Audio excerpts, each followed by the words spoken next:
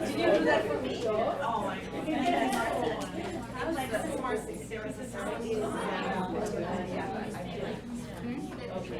I don't know if that's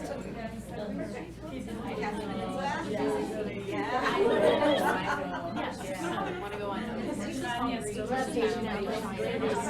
Enjoy your friends. I'm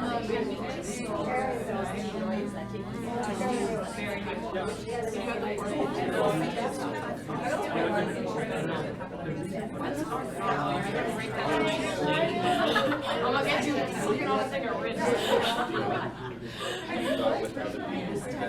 Oh, girl, yeah, the girl. There's like a super down. You all get fucked up. I'm like, yeah. No, I'm not wearing this though. No, I think there's only 20 name tags. We can have a look at the name tags on the thing.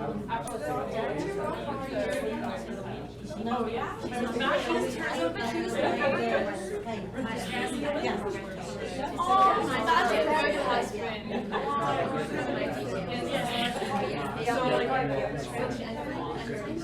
But I got to stand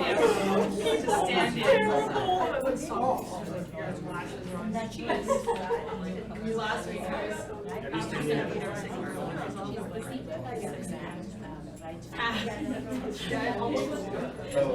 oh yeah, not good. They're always trying to I was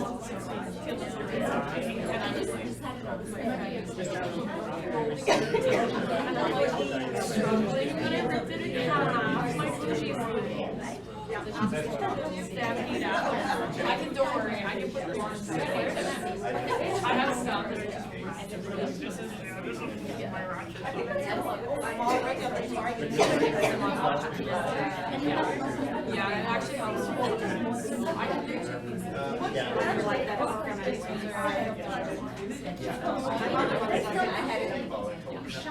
Even Robert's like, these are fun. I always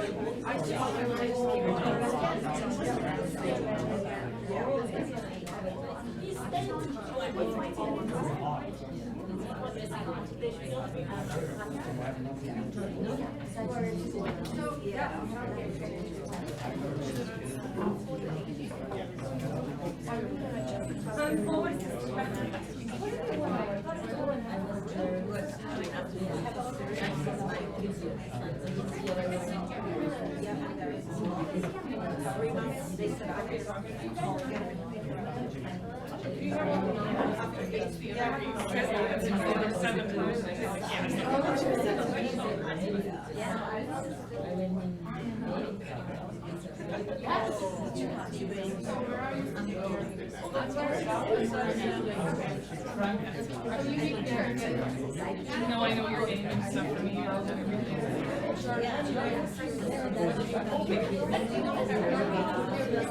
So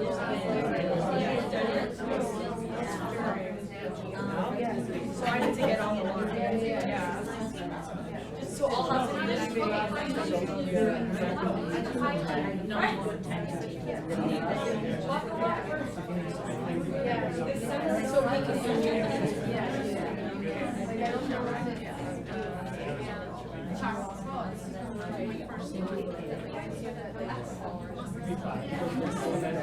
So I don't know how when this even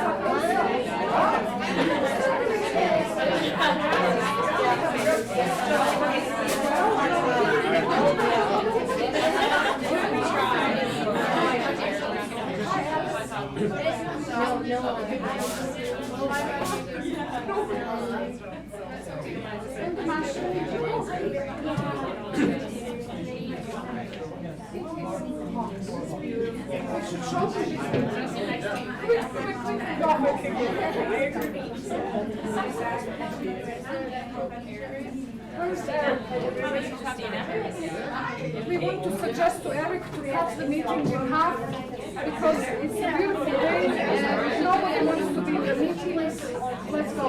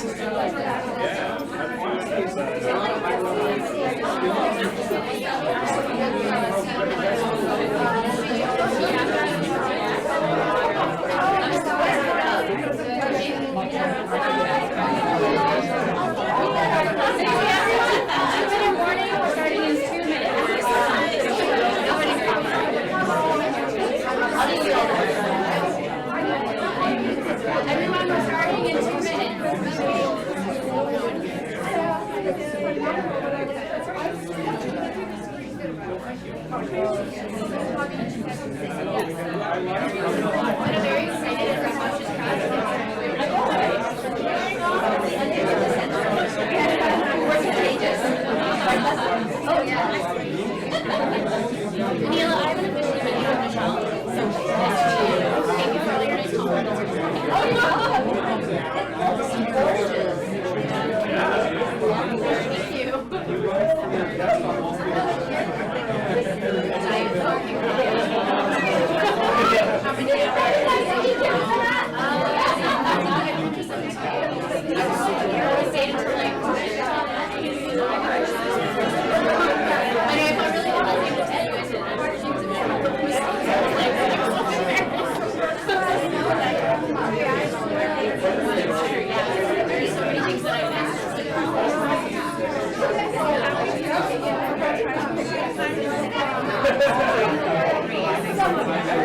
I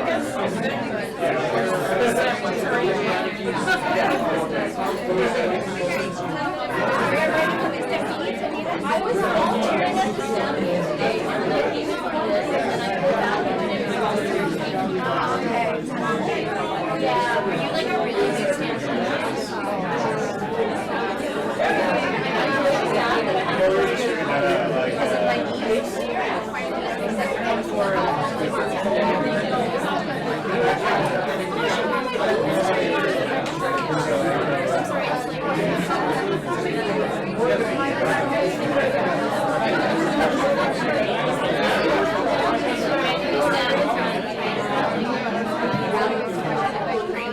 I was just thinking David, our meeting is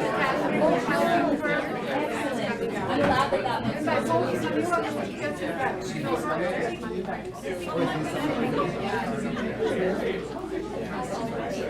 all about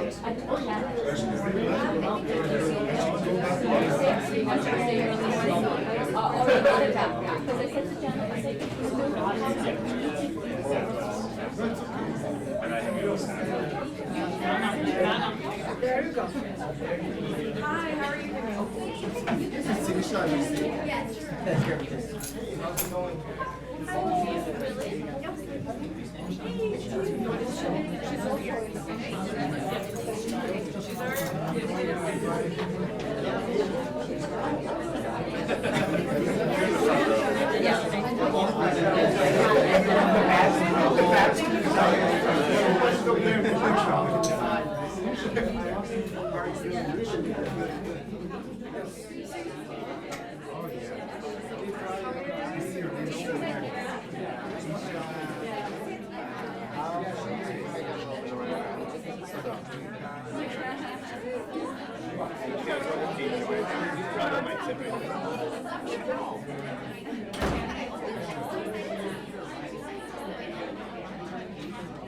All right, everyone, we're going to get started.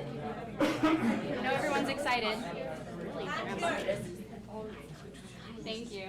Right, good afternoon and welcome to this year's most anticipated event on live broadcast. Love this energy.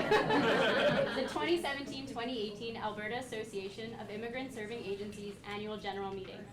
To begin our meeting, I'd like to take the opportunity to respectfully acknowledge that we are meeting today on Treaty 7 land, the traditional territory of many First Nations and Métis peoples. Before I commence opening remarks, I do have a few housekeeping items to attend to. Number one, today's refreshments are provided by Ethnicity Catering, a social enterprise from the Center for Newcomers that offers transitional employment and training for immigrant and refugee women and men. So please, don't forget to eat some of our snacks. My esteemed colleague Leisha Canbour is monitoring our Skype teleconference line and will act on the behalf of those of our members that are on the line today. For our social media savvy folks, we ask that you please use the event hashtag AAISAAGM. So welcome, and I'd like to introduce myself. Many of you have probably received a flurry of emails from me, but you've never actually met me. My name is Michelle Rossetto, and I'm one of AISA staff members. On behalf of the organization, I would like to welcome and thank you all for coming today, and extend a thank you to those participating via Skype and viewing through our live webcast. We're fortunate to have the support of our member agencies and our community partners for participating in today's event. And we additionally like to express our gratitude to our board of directors for not only attending today's event, but for their thoughtful and dedicated leadership. To our funder, Immigration, Refugees, and Citizenship Canada, we thank you for attending today's event via webcast and your continued support. We acknowledge and appreciate Anila Lee Yen and the Center for Newcomers for hosting our event today and their continuous efforts to help move AISA forward. We humbly thank Eric Amtman, our board chair. He has been a champion for AISA and its staff, empowering us in our day-to-day with his characteristic and unmatched fervor to encourage everyone to do their best. We could not successfully serve and engage in our mission if we did not have his leadership and guidance. As many of you are aware, this is a transitional period for AISA, but I am personally inspired by my colleagues and our supportive board for navigating AISA through a landscape of uncertainties and forging ahead without a loss of enthusiasm, but rather with renewed energy. I'd like to thank each one of my colleagues that approached every endeavor with dedication, unwavering passion, and a magnetic optimism for change. Speaking on behalf of my team, We are excited for the road ahead, and while our collective coffee consumption has reached new heights, so too has our zeal for innovations, excellence, and our desire to create a profound and lasting impact risen with it. And now, I would like to introduce AAISA's board chair, the executive director of Edmonton Mennonite Center for Newcomers, and unrivaled Best Hair Award recipient, Eric Amtman.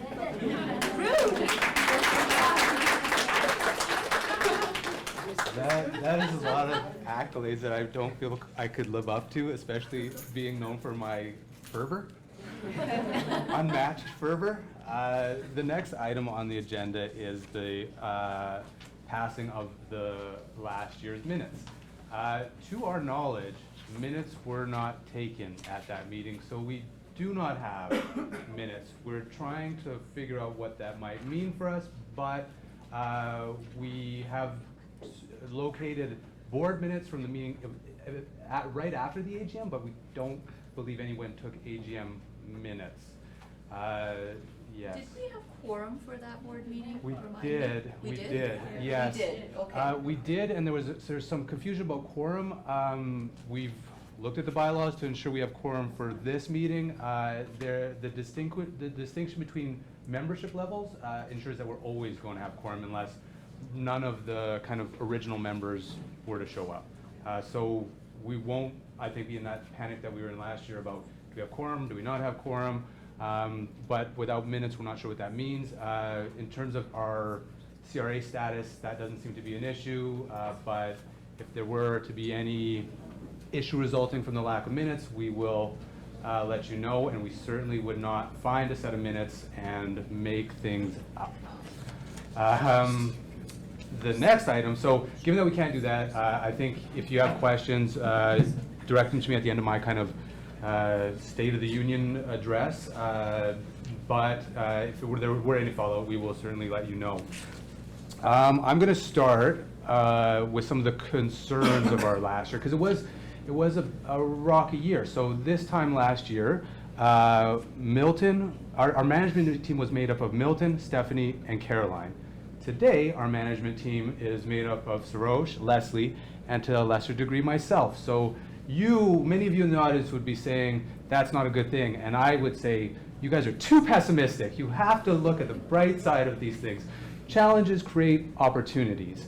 And I think over the course of the year, we've seen AAISA really grow in leaps and bounds. I'm going to talk a little bit about that, but in the management presentation, we're going to hear in detail kind of all the good things that AAISA has been able to accomplish over the course of the year. We've also had challenges within the sector. In Edmonton, one of my colleagues, George Bahai, has resigned under difficult circumstances, and I think AAISA showed a lot of leadership in that area, both in terms of supporting the organization and ensuring that settlement in Edmonton would not suffer undue stress as a result of what happened, what has happened with that organization. That is a kind of a summary of the challenges that AAISA has faced, or some of the things that we've been up against this year. There are, of course, lots of good things that have happened, but before I get to that, there's somebody I'd like to recognize. Christina, would you mind standing up? Christina Beal.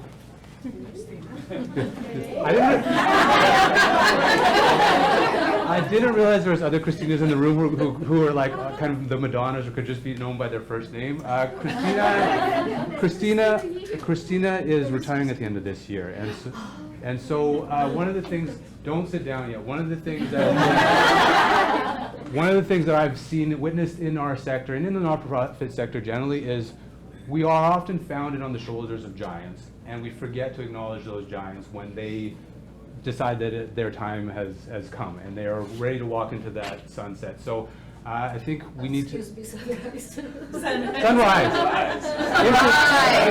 Because you walk into sunrises all the time. This is not awkward for me. I was trying to create a beautiful visual.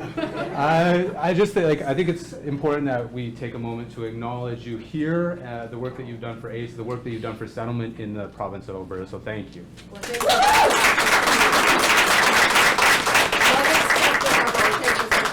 I know I'm sure there will be formal events put on by your agency, and I hope you will make sure to invite us, because again, it's just, I think we need to do a better job of recognizing the people on whose backs we have arrived into this place. And as somebody who's relatively new, speaking to a lot of people I know who've been here much longer than me, I appreciate all you've done. I'm happy to be holding the baton right now, but I'm so grateful for all the work that you did. So thank you, and I hope you feel appreciated by this AAISA and this sector. Absolutely do, and likewise, I wouldn't be able to do my work without the support and leadership of AAISA as well. Thank you. And everyone here in this room. So I want to point, I want to then now kind of get to some of our highlights. We're scheduled for 2 hours. We will not take 2 hours, and I will certainly not take an hour of that time. One of the big things for, I think, a lot of us in the room is the growth of AAISA. So we've added 7 members from a humble core team. We've added 7 more people. We will continue to add to that list. We will continue to add people so that we can truly be a voice of newcomers to Alberta and the settlement sector more broadly. At the National Settlement Council, I think Alberta, I've only been to 2 of these. Fair Boards would have been to probably 24 of these, but at the first meeting I felt we weren't very well prepared. We had to kind of rely a lot on our own wits, and which are formidable in his case, less so in mine, but we had to rely on kind of our own insider knowledge. The package, what we did this time around is we did consultations with all the members of AAISA, as well as SPOs, or just members? Yeah, all. So everybody who was funded by RSCC was invited to be part of a phone call to say, what are the priorities that are in Alberta? And so we went with these elaborate packages and were able to really speak on behalf of not just the knowledge that we carried ourselves, but the knowledge that was gleaned from all the input from all the agencies that are involved in settlement in this province. And I felt like I could do that with a lot of confidence because I was equipped with the material to do that. I felt like I always struggle with the positive language. Like in some ways we kind of burst onto that scene a little bit because we were so well organized and could speak so knowledgeably about the topics that were presented. The Small Centers Toolkit, which I know you'll be talking a little bit about, there's been quite a bit of research that's been done, and we've really, I think, started to take steps in terms of more advocacy for the settlement sector of Alberta, both provincially and nationally. There's of course the PD that has been offered, as well as new partnerships that have been developed. I'm going to talk, I get a second time up here and I'll be much quicker there, but I get to talk a little bit about what I've seen with the staff over the time that I've been engaged this year with AAISA. I think for now I'll just say, like, your commitment, your talents, your abilities are appreciated by all of us. You help us take those steps that we're unable to take by ourselves, so thank you. And of course, there's the recognition of funders, members, and the other umbrellas that we've worked with. One of the last things I'll say is, in terms of this piece, is we've restructured the organization. I think we're going to be much more responsive to the needs of small centers, the caucuses. I think we've built a new structure for AAISA in terms of the organizational chart that's going to really be responsive to the needs of you, the sector, and settlement in Alberta. And finally, we expect to, or we hope to hire a new ED in the fall. Babe is not shaking her head this way, so I'll take it to mean that she's confident. We are myself, Beva and Carol are the HR committee. I'm going to leave you with this. Pull out your pens and find a piece of paper that you can write on. You're going to need to write about 4 lines worth. So this is comments on a report that is going to be released. This is a report that was commissioned by AAMSA, which is the BC equivalent of AAISA. So, Alberta, in the province of Alberta, the province funds newcomer settlement at $75 per person. So per capita, AB 75. Do you got it? Okay. In Ontario, the Ontario government funds settlement in Ontario at $145 per person. In BC, settlement funded by the provincial government is $200 per person. I'm sure you're starting to notice an unpleasant pattern. In Nova Scotia, the government of Nova Scotia funds settlement at $2,303 per person. That is something that we need to fix. That is something that alone we could not fix. That is something that AAISA needs to do some work to fix. We live in a province where newcomer settlement is resourced at half. So we're number 10 on the list of 10 provinces. Number 2 is Ontario at 145. We're funded at half. What does that mean for families? That means that kids who go to school in Red Deer are receiving less support than kids who go to school in Guelph. That means that moms who want to learn English in Calgary are getting less funding than moms who want to learn English in BC, in Vancouver. This is IRCC, and I know they're in the room and they're on the call, so we're not putting you on the spot, but we're going to. IRCC, so the federal government funds Alberta at $2,419 per person who lands in this province. And sorry, the time period is 2011 to 2016. The data is not all that new, so I'm sure we'll get some newer updates, but it's interesting. In Ontario, the federal government funds settlement per capita at $3,924. Like, I'll let that sink in for a minute. If you do the math on that, the difference in terms of what, if I were to give you $2,400, you could think about what you would be able to do with that. If I gave you close to $4,000, think about what else you could do with that. And that is our sector. That is the discrepancy that we see in this province. In BC, and BC is the next, after Alberta, the lowest funded, 2,876. So if you combine the province of Alberta and the federal government, it's about $3,000 in BC, and it's about $2,500 in Alberta. That's $500 per person. That's not, you know, it's the aggregate per person. Like, the aggregate of that is going to be a massive, massive number. And finally, just because we're picking on Nova Scotia, the federal government funds settlement in the province of Nova Scotia at $3,021 per person. So we have a lot of work to do, and it is incumbent on AAISA to do that work. I think this is one of the reasons why we need to grow that membership, and this is one of the reasons why membership is going to be so valuable.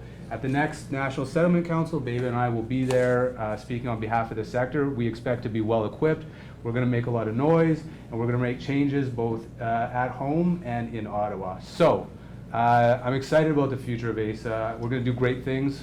I shouldn't be making promises for you, Beba, but I am. I already have a slogan. Yeah. Alberta immigrants matter.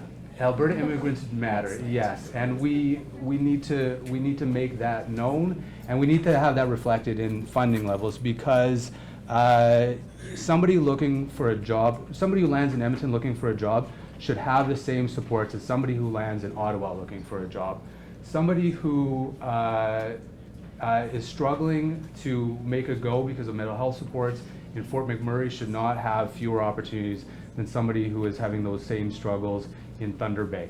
And so we have work to do, but I have no doubt that we can do it, because we've got a great group of people, we've got a great board. I see such a bright, exciting future for us, and like I said, we're here because people like you built it for us, and so we're running with a baton, and I hope to make you proud.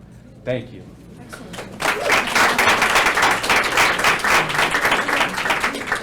Okay, don't worry, I'm not going to talk much anymore.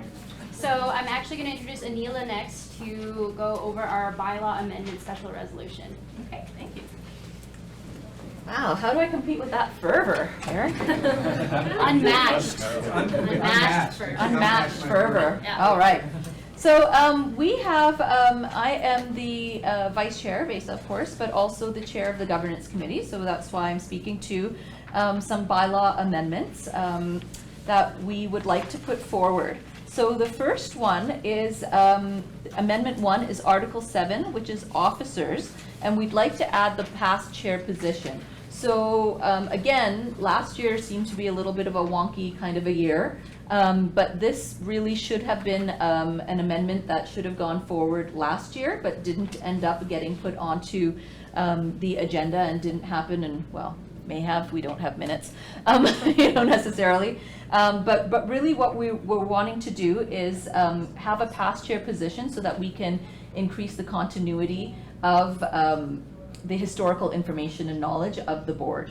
So the past chair position will be a position that will continue on for 1 year after the chair's position is over. And as you can see in your package, it has all of the different stipulations around that.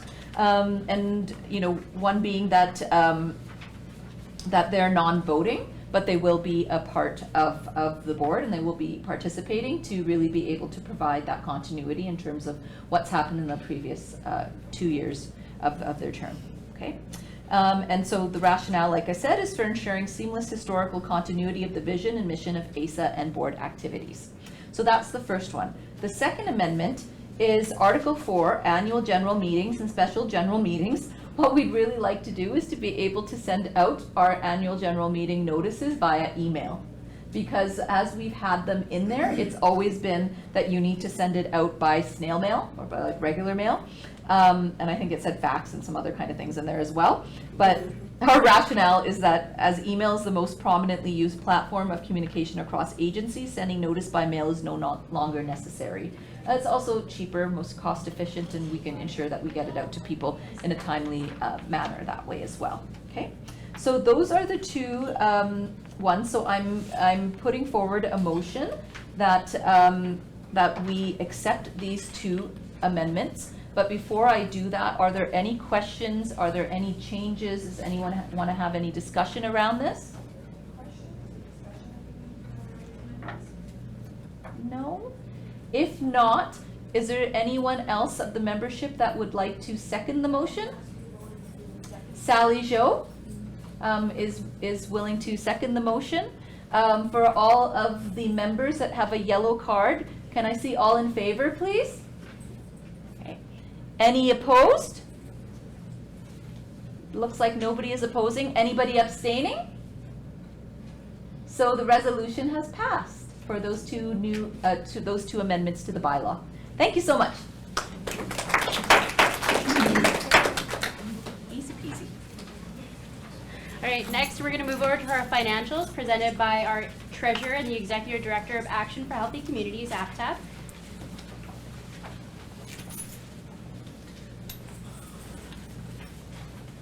Thank you, Michelle, and good afternoon, everybody. My name is Aftab Khan, and I work for Action for Healthy Communities, and I'm the treasurer on the AAISA board and the chair of the finance committee. Before I start speaking on some highlights of the financials, I would like to appreciate the support we received from our management team during this audit process for the last year. As Eric mentioned, that it was kind of a bumpy kind of road for them. We had some new team members, but they worked really hard and they worked really well with our auditors. And I also want to appreciate our auditors, Razlaf and Wong. I think they have been with AAISA for a long time, since I think its inception. So thank you very much for your good work. The financials are kind of pretty straightforward, so if we just, you should have in your package the financial statement. We have unqualified opinions from on the audit as on our financials, and in our revenue and expenses, we can see that there is not much difference as compared to the last year financials. So in 2017, we had almost 1.3767 million, and for the last year, ending March 31st, we had almost 1.359 million, a little bit less than 2017. And in the expenses side, we can see that we had a major difference in salaries and benefits. And as compared to last year, I think we had more expenses in salaries and benefits, and that is because of some new projects. We focused more on research and added some new projects, so that's why we had those more expenses on the salary side. I think rest everything is quite straightforward, but I would welcome if you have any questions on the financials.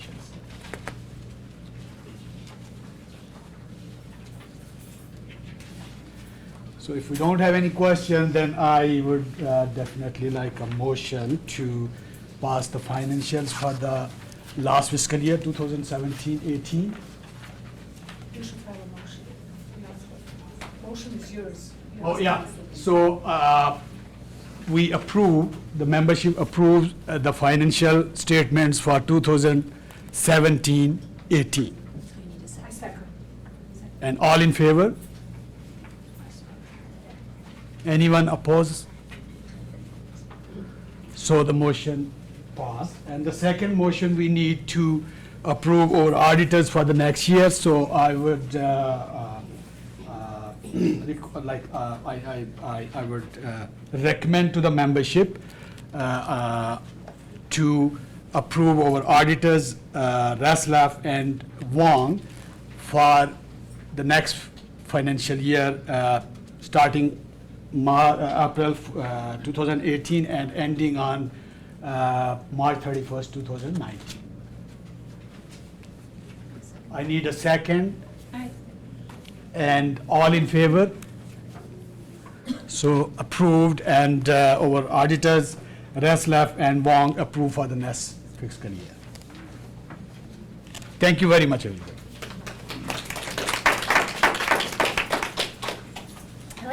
I like how quick this is moving along. So next we're moving over to our management team, Leslie and Sarosh. They're going to do a couple presentations on what we've done.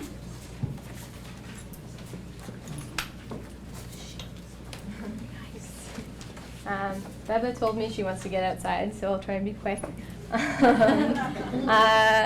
Sorry, I'm supposed to stay in here. Yeah, so I guess I wanted to start by acknowledging the work of our staff over the past several months and just the level of commitment and motivation they have to kind of working through a very tumultuous time. I think what I'll speak to is some of the highlights of our past year, and I think we can be really proud of what we accomplished in the context we are in. Sorry, my notes are a mess. So if you don't know me, I'm Leslie. I'm the manager of the Strategic Engagement and Outreach team at AAISA. So I'm going to talk a bit about those areas and then pass it over to Sarosh, who will talk about our Program and Services unit. So to start, outreach. So this area of work is really focused on membership development and engaging with prospective memberships, building up our ability to support those existing members, as well as engaging in relations with funders, government, and other stakeholders. Previously, this was grouped under different areas of work, but we've broken it out so we can focus at it, have more intentional focus with it, and kind of develop our capacity to represent the sector. The next big part of outreach has been site visits. So over the past year, we've really found that by going and meeting with our member agencies and prospective members, we're able to get a window into frontline service delivery that we don't necessarily have as an indirect service provider. It grounds our understanding in the context and needs of our member agencies and supports us to evaluate our engagement initiatives and other activities. When we meet with prospective members, we're really building relationships, sharing what we do, and building a pathway to membership. Speaking of membership development. So as Eric mentioned earlier, we've welcomed 7 new members to AAISA since January. So that's pretty huge for us. And really the purpose of us going out and trying to expand our membership is so we can support the development of a cohesive settlement system and really kind of build credibility around our collective voice. Also part of this is the idea of improving our member experience and expanding benefits, And to do that, we've kind of started a new membership strategy, which Michelle, our MC, leads. We've also added a member support administrator, who's Nada at the back, and that's really intended to support more consistent, thoughtful, and clear communication with our members. So stakeholder relations. So as an umbrella organization, I think we're in such a unique position. And as a group of staff, we're really motivated to take advantage of the opportunities that our position affords us. So we're really focused right now on connecting with funders, government, and stakeholders from outside the settlement sector to support conversations about how we create better outcomes for settlement agencies and as a result, the newcomers they serve. How we're intending to approach that is through building strong relationships, developing a strong evidence base to support our positions that we bring forward, and ensuring that all our activities are informed by our members. So in that, we believe those are kind of the keys, the key foundational pieces to allow us to be effective in our role as a representative for the settlement sector. Next. Strategic engagement. So this is kind of where I started in my unit, or started at AAISA, was in this unit. So it's been really cool to see where it's grown and developed. We're responsible for a variety of projects and initiatives, primarily focused on convening stakeholders on particular topics and issues. We intend to develop collaborative systems across agencies that serve newcomers, and our activities support collective capacity development at service delivery, organizational, and systems levels. So I just wanted to give a shout out to my engagement team. So Angelica, wave to everyone please. Angelica is our small centers lead. Next to her, Brianna is our Edmonton lead. And I think Leisha's out on the phone. Oh, she's at the back. She's our Calgary lead. So you've probably encountered them on a teleconference before, but I wanted to point them out so you could put a face to the name. They all have their geographical specialty area, but they also work on provincial level initiatives in a very wonderful way. So I just wanted to highlight a couple of our key achievements over the past year, and the first being our settlement sector caucuses. So we started in the summer of 2017 to develop these caucuses, which serve as a space for agencies to come together, discuss issues, experiences, and opportunities. Through discussions, they build collective positions and a unified voice on the issues they encounter. They talk at more of a systems level, which is really great because it complements our Helping Immigrants Succeed initiative, which works at a service delivery level. So I think our initial conversations were about developing each local caucus's kind of structure and purpose, and we've moved into kind of issue-specific discussions, which has been really interesting. Our experiences in Calgary allowed us to learn a lot, and we applied those learnings to what we do in small centers. So we're offering a comparable level of support to agencies regardless of where they're based. Next. Small Centers Toolkit is kind of one of the pillars of our small centers portfolio. The idea being that agencies in these different areas require different tools and resources to be successful. This is going to be an online platform that kind of is updated over time. It allows a function of like a forum of discussion so people can connect with each other. And so how we developed what's going to be in that toolkit is through site visits, teleconferences, and our annual small center survey. Angelica was able to put together a framework, and we've vetted it with our small center service providers, and we're now in the development stage. So this is going to be a huge undertaking. I think it's going to be one of the biggest projects we've ever pulled off, so I'm really excited to see where that goes. I'm going to skip this because Eric talked about it. Finally, our Resettlement Dashboard evaluation. So the Resettlement Dashboard is an aggregate data set contributed to by RAP providers across Alberta. So it started out with the Syrian initiative and was a weekly reporting tool, then it moved to monthly. Currently, RAP providers report on it monthly, but the dashboard is distributed quarterly at our RAP teleconferences. And so it hadn't really changed at all since the Syrian influx. So in January, our staff looked at evaluating it over the course of 3 months. So they engaged in one-on-one conversations with all the RAP providers, in person, over the phone, and also worked on it in the quarterly call. So that was really important because I think it allows us to ensure that the tool that people are spending all this time and energy on working on is going to actually collect indicators that are really meaningful for them, and the data set will be more solid. So currently the tool is being piloted, and it will be presented in August, and we'll continue to evaluate from there.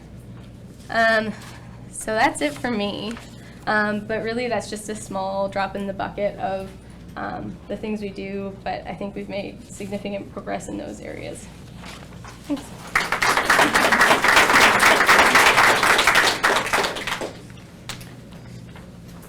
Hello, everyone. I do not have the luxury of Leslie in that she has years of experience in AAISA and can provide a lot of historical context in terms of how things have grown and how things have come to me, because I am the newest member of the AAISA team, and I'm coming up to my 2-month anniversary, so I'm relatively new.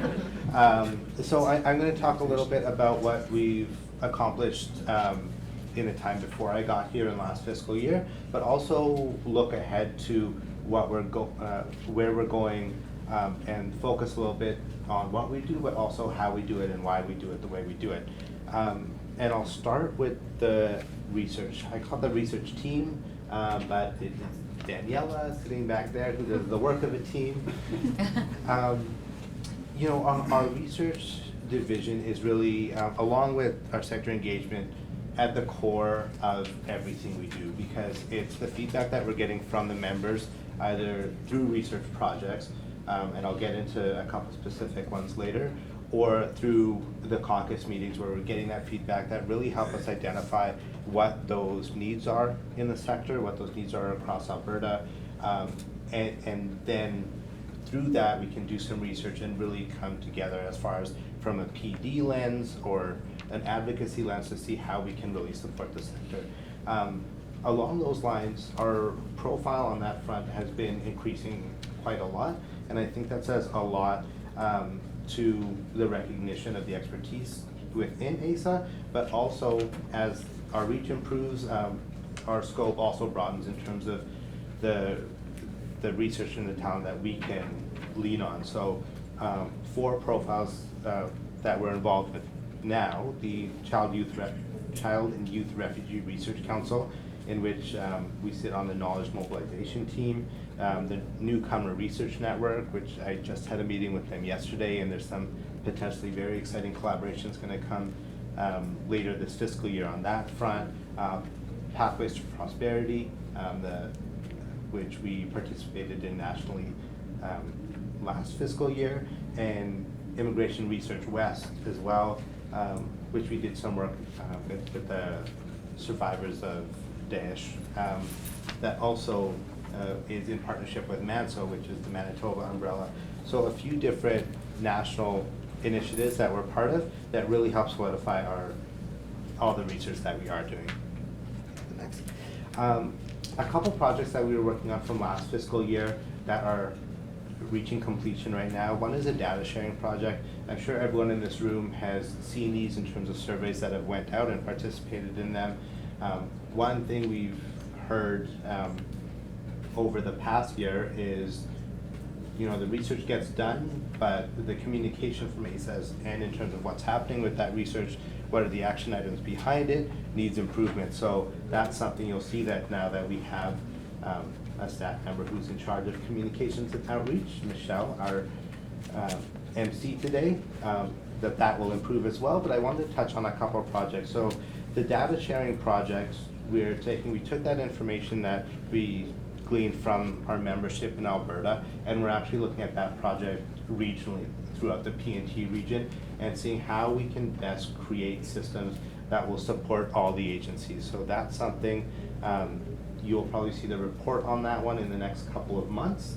And from there, we'll take that to IRCC to see what can we develop, whether it's tools, whether it's processes that can really help support all our membership, not just in terms of data collection, data sharing, outcome management, whatever that happens to be.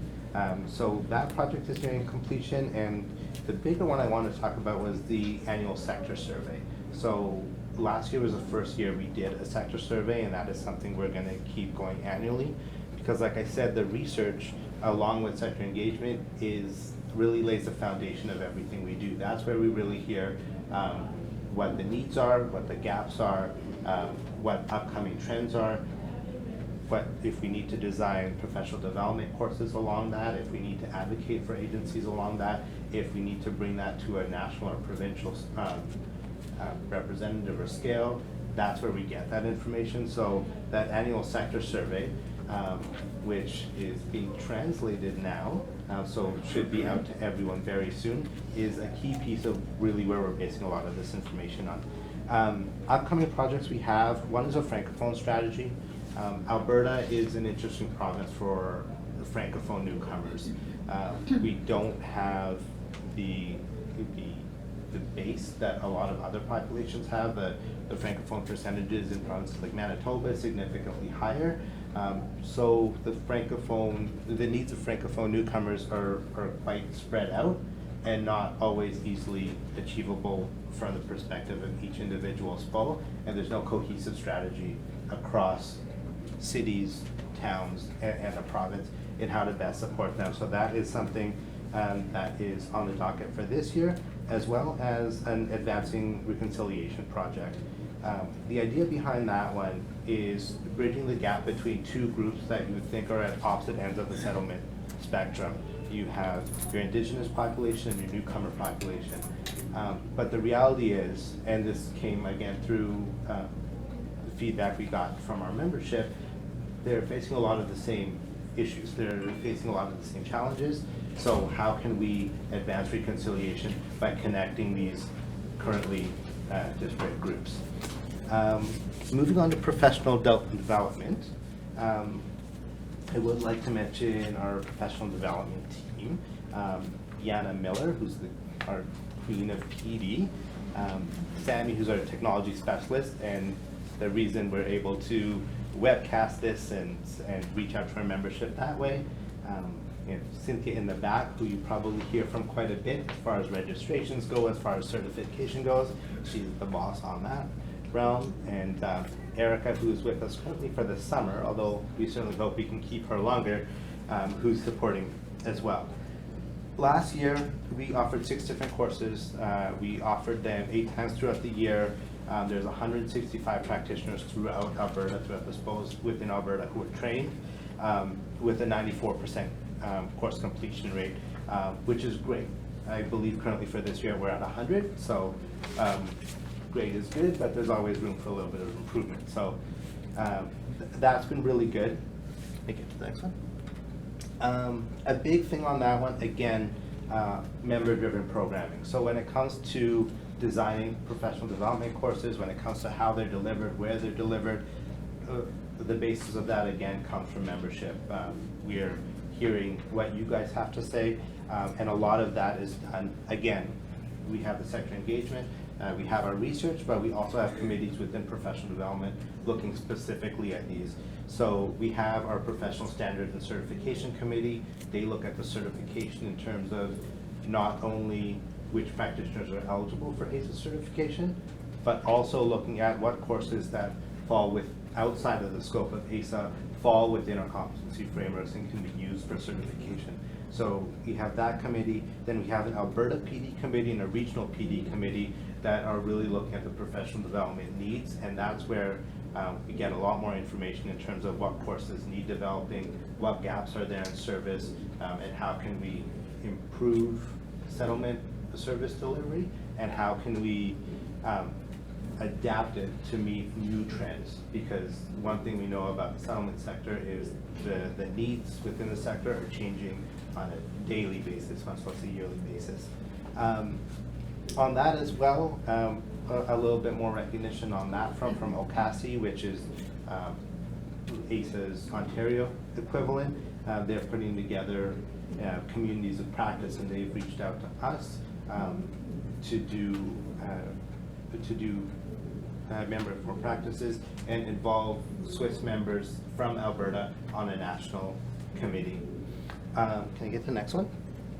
So next year, and I say next year even though it's currently started already, some new and exciting programming. So we've already done some LGBTQ plus programming in the city of Edmonton in partnership with the Center of Sexuality. We're currently exploring another partnership with Center for Newcomers in terms of offering additional programming. I do feel the need to promote one upcoming PD session right now because registration is open for it and there's spots available. And I figure the people in this room are the people who will make sure all those spots get filled. We are doing a blended course of conflict transformation. It is in Calgary, so there will be online webinars in August, and there'll be an in-person delivery in early September. There are still, I believe, 18 spots available in that course. So when you go back to your agencies, if you have people who need that training, please send them again to Cynthia. She will be on the receiving end of that. But we do have spots available in that course. A big thing I want to talk about within professional development, though, is again where AAISA sits. Right now, AAISA is not only taking care and leading that professional development within the province of Alberta, but we're actually taking the lead within the PNT region. So Alberta, Saskatchewan, Manitoba, and Northwest Territories. With the Regional PD Committee, we have just finalized our Regional Professional Development Strategic Plan. And again, that is now with IRCC, and that will lead to, later this fiscal year, more and more courses to answer the PD needs within not just Alberta, but in the region, which is, again, a very positive sign of where AAISA stands right now. One last note I want to touch on, and Eric touched on it a little bit, and Leslie did as well.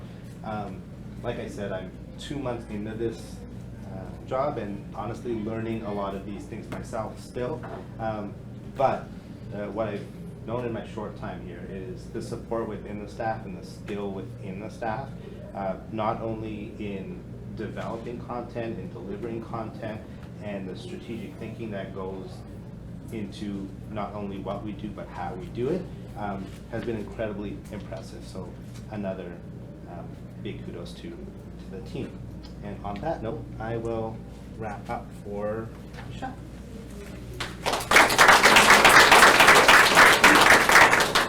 I don't have much to say because Eric's going to say it all. Him and his unmatched fervor. But thank you everybody for coming today. And more importantly, thank you for your support and your belief in AAISA as we go forward. We really appreciate it.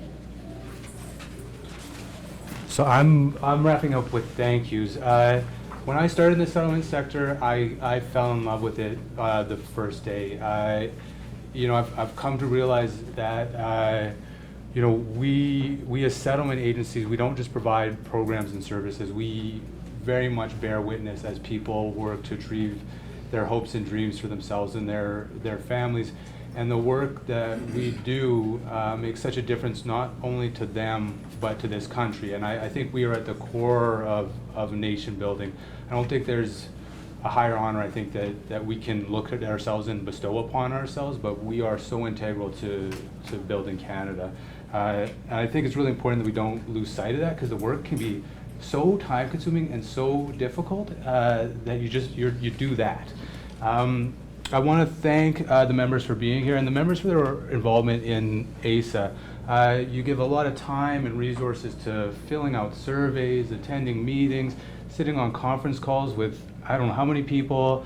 I very much, and on behalf of AAISA, want to thank you for your investment of time and energy. I think you're only going to see that investment pay off in larger amounts as we go forward. So we have some pretty big dreams.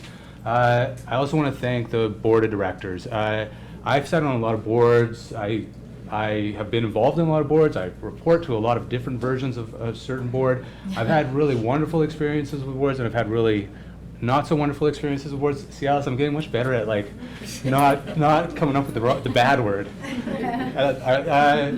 I've really enjoyed you guys. You guys, the most frustrating thing I find with the board is a board that doesn't want to talk about hard issues, and worse, doesn't want to resolve those difficult issues. And this has been a board that has not been scared of those difficult conversations, and that takes a lot of guts. It takes a lot of determination to do better for the organization that you're leading. So, thank you for all that you've done for AAISA.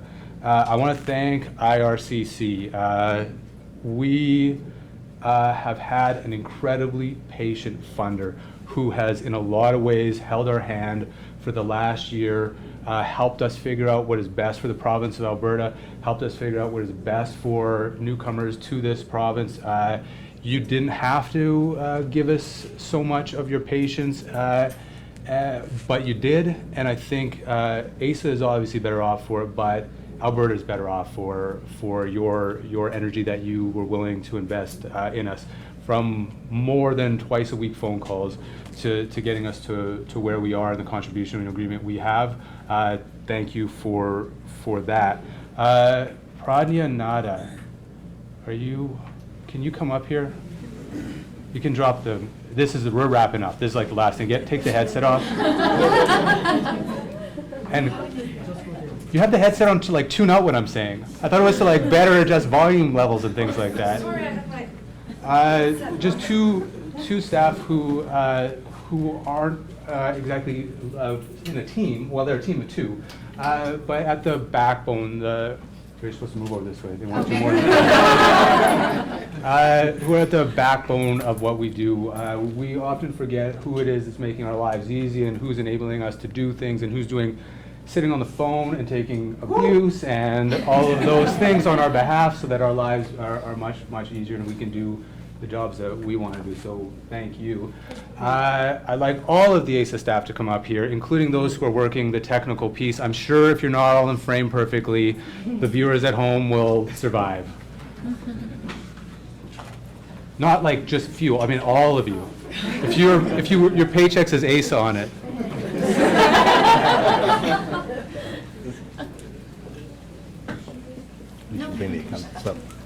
Yes, and if you're receiving consulting, they don't need to hear us either. Don't worry. There's a series of like very inspirational quotes, none of which are coming to my mind right now, about the difficulty of trying times being out the best of people. This is a group of people that were faced with a series of difficulties and challenges in an organization that we weren't sure what the next step was going to look like.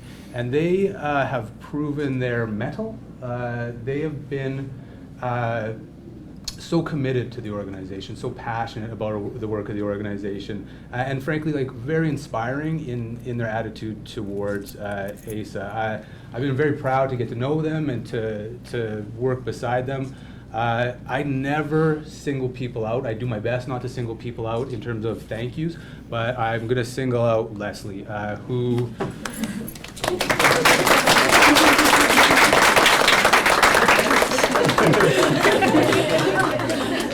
I work with a lot of really smart people. I work with a lot of really talented people. I work with a lot of people I really love to work with. I love working with Leslie. She is one of the most selfless people I know. She's small in stature, but so big of heart, so bright, so intelligent, so excited. Yeah, I want to thank you. It's been a joy for me the last several months. So this is something that we don't always do, but if you wouldn't mind giving them like a very enthusiastic round of applause.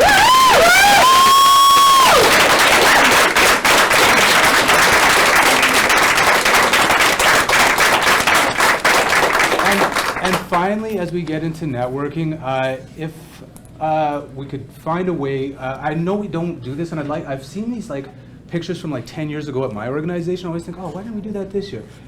Could we figure out a way to take a picture of the members and the staff here? Is that like, can I get someone to help figure out how to coordinate this? Or I'll coordinate you guys if you come up here. Yes. Okay. Thank you. Yeah, so, taller people at the back, is what I would say. No, like, I really like it, let's preserve this moment for posterity. Those of us who came to the issue, because that's, this is, it's a network. I stepped on it, that's why it fell. Yeah. No, I think it was me. All people to knock it over, Sammy. No, I just, because everyone's coming up here, I don't want them to.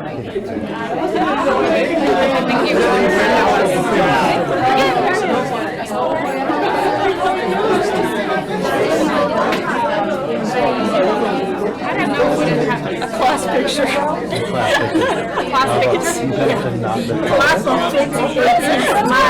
Was it just 6 courses that we delivered? That's We need layers.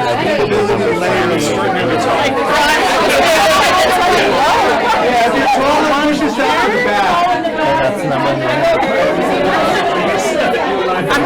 just thinking that it should be higher for some reason.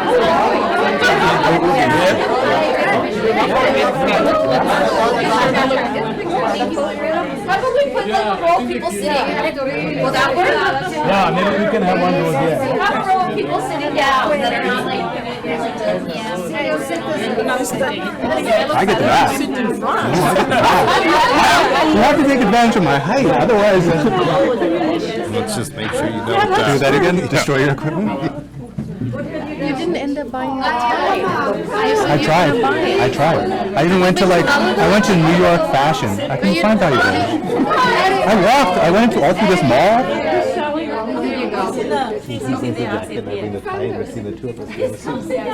I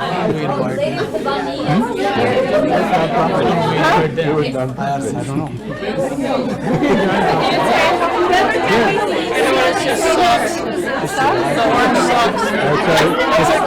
It's pigs flying. It's pigs flying.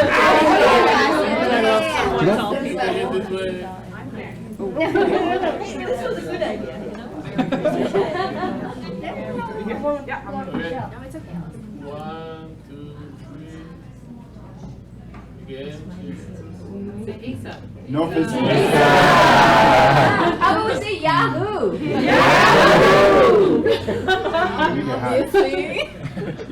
And so, thank you,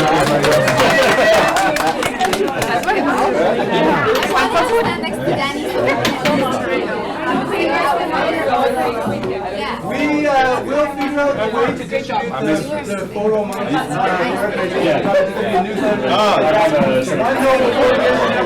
If you can leave your financial statement at the back of